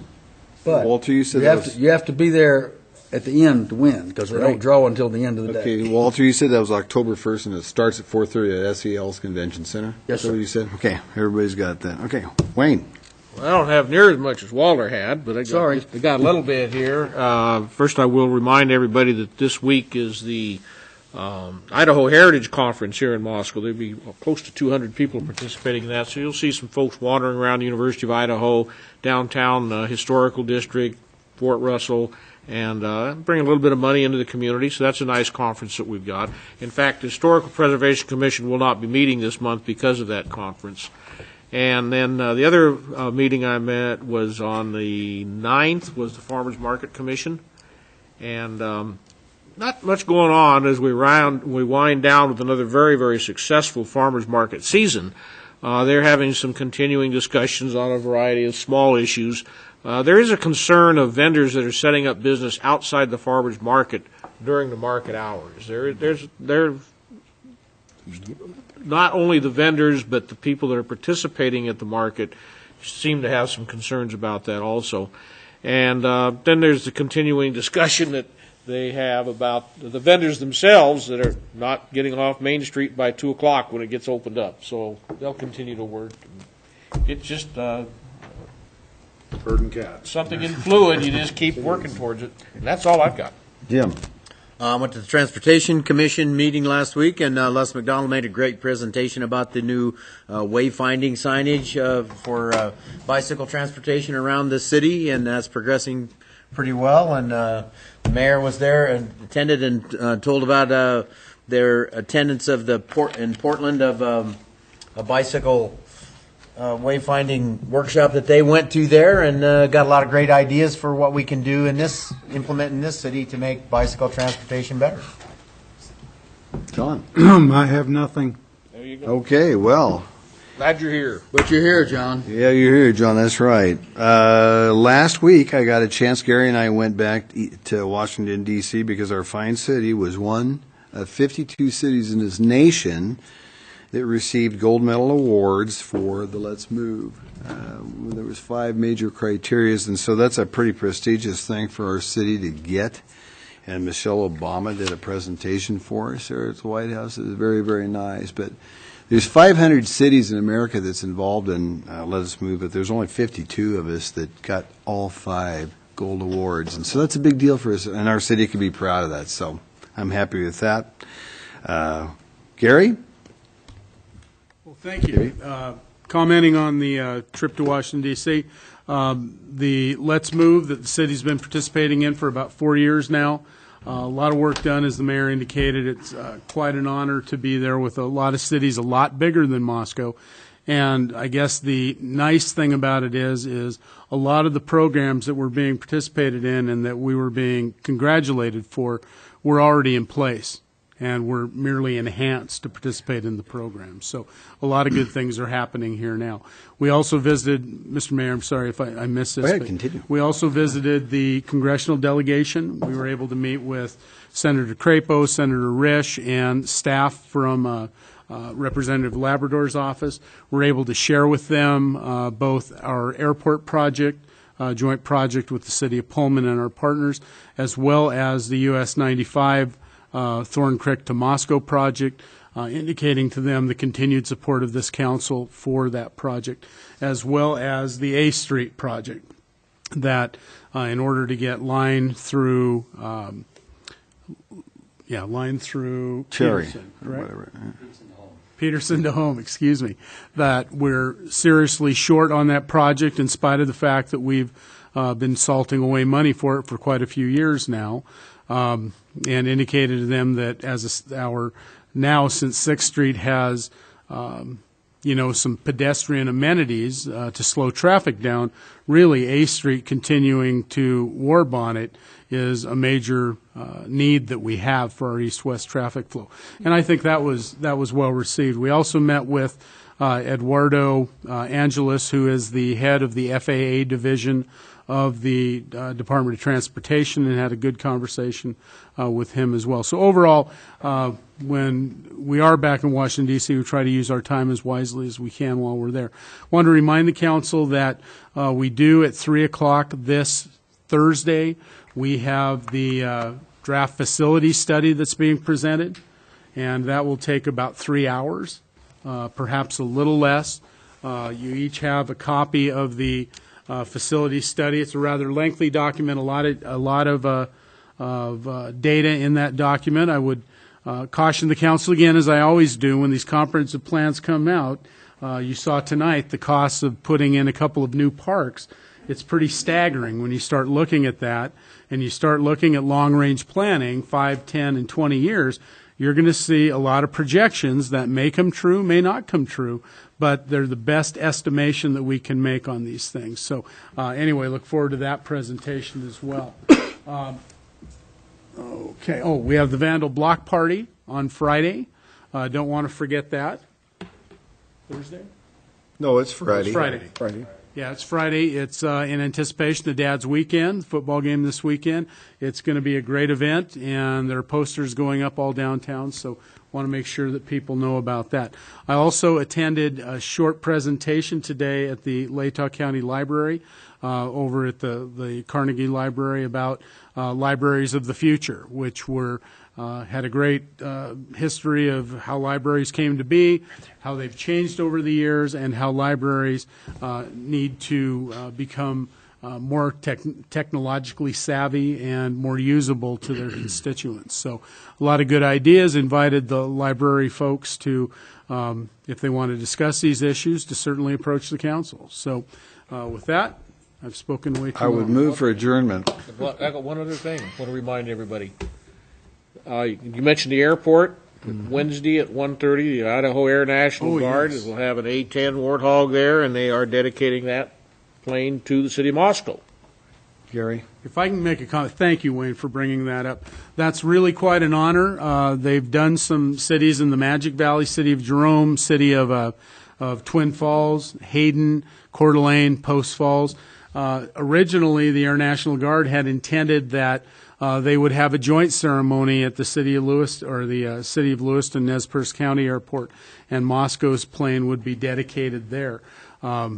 When they were reminded that we have an airport that we use that is designated by the state of Idaho as one of 7 commercial airports, I was very proud of the fact that they, Lieutenant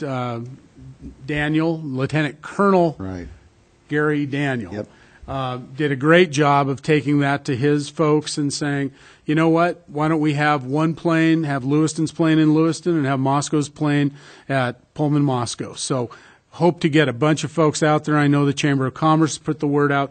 We've contacted all the veterans groups, the ROTC groups. Invite everybody to go out. It's going to be a great ceremony. So thank you, Wayne, for bringing that up. I missed that. Just one correction, Gary, that's Moscow Pullman Airport. Yes, sir, on this side of the line, you're exactly right.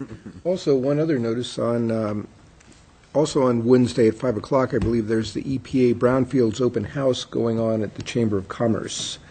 Open house and discussion of brownfield treatment and EPA issues in the city. Okay, one more thing. Okay, somebody moved to adjourn? I did. Is there a second? All in favor, aye? Aye. Opposed? This meeting is adjourned at 9:03, folks.